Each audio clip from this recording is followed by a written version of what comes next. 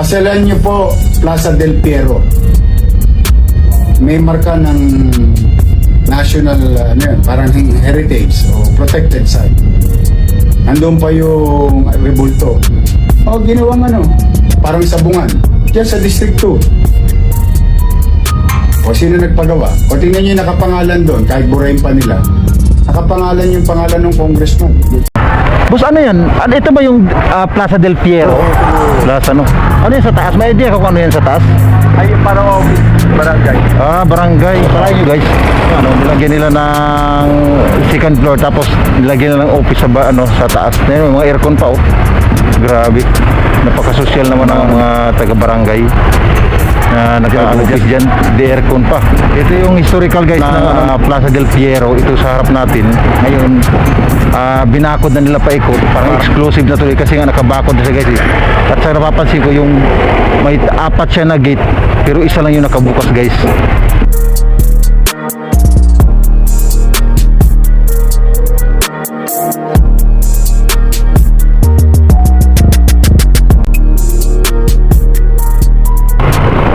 Alright guys, good morning. So time check now is 11:57. So tanghalin tayo guys, umalis sa bahay dahil pansin nyo naman yung kalsada basang-basa. So ang vlog natin ngayon guys is pupuntahan natin yung nagtrending na Plaza del Piero. Dito yan guys sa Gagalangin, Tondo, Manila. So pupuntahan natin mula sa bahay. Bago natin marating yung Plaza del Piero guys is 15 kilometers. So malapit lang naman kasi tayo dito guys, kaya tanghali na rin tayo umalis. So after natin mapasyalan yung Plaza del Piero para may update natin kung anong status dahil so ngayon parang ginawa na siyang sabungan, pang arena. Nakakalungkot kasi nga binabago nila yung mga sinaunang mga project na napakaganda guys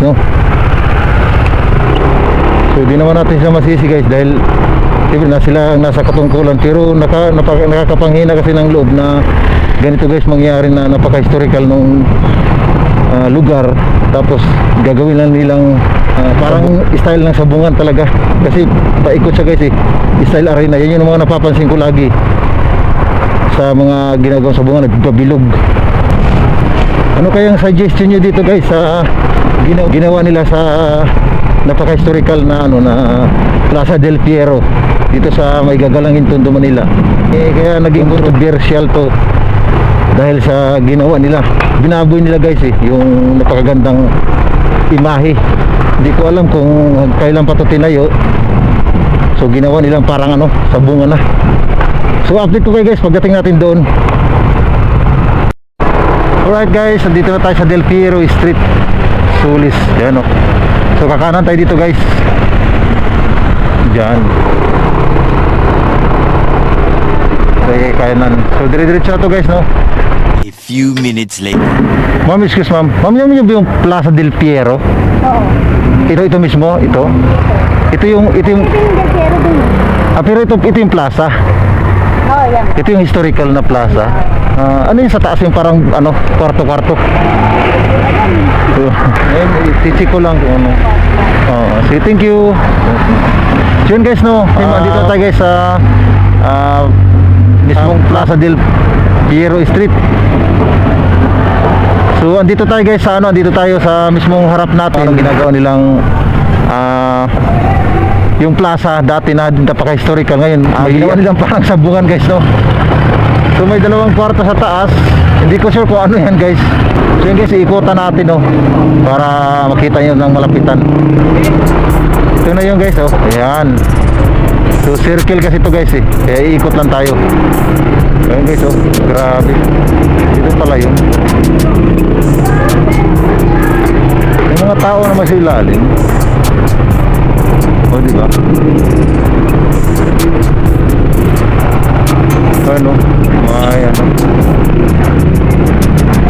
Mga nakapadlock. Hindi ko sure kung bakit ginawa nila yan na ganyan. Although nakakatulong naman siya, lalagyan nila ng parang cover na lang ba sa taas. So hindi ko alam guys kung bakit nagawa nila yung ganyan.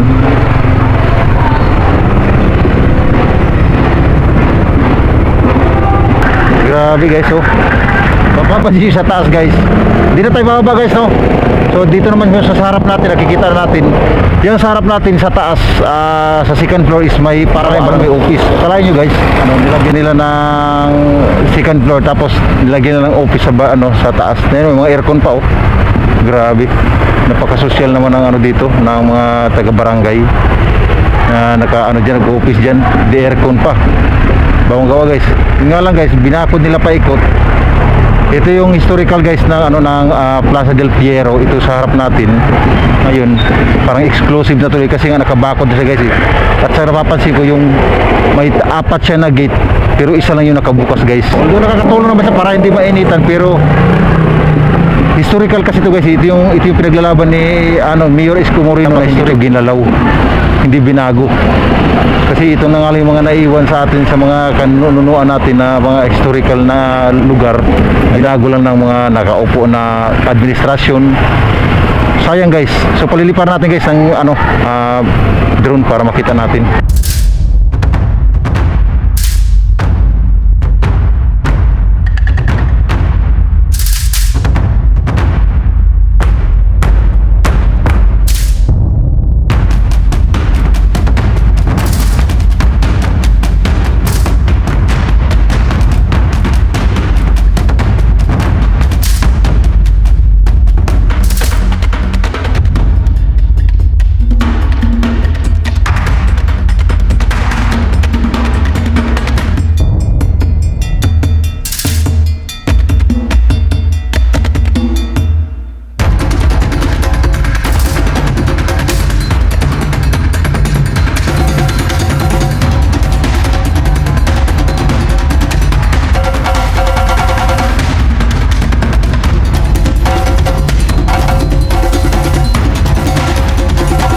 Sa palagay nyo, anong dahilan bakit pinalagyan ng cover sa taas ng parang bubong? Sir, sila nag-isip niya yung barangay dito.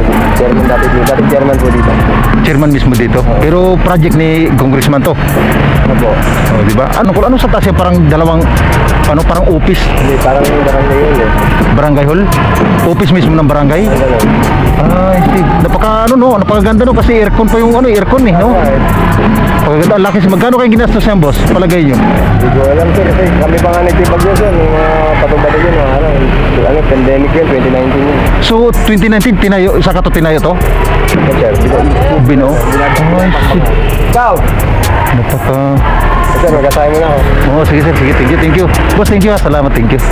Yun guys, no, nagtanong tayo dito sa mga lokal, nagiging bayan ng mga estudyante. 2019 na to tinayo itong mismong struktura na to. Tapos tinanong natin yung sa taas na dalawang office na para sa barangay na yun. So nakakadismaya na yung historical na lugar no, ginawang office nila. Magtatagal to guys, may susunod to ni Yormi. Ito yung mangyayari nito guys eh. Grabe. Hindi ko alam guys kung magkano inabot na gastos kasi papansin yung mga debris oh. Napakatibay, mga bakal yan. Tulid yung mga materials na ginamit nila dyan. Kaya hindi basta-basta yan guys no.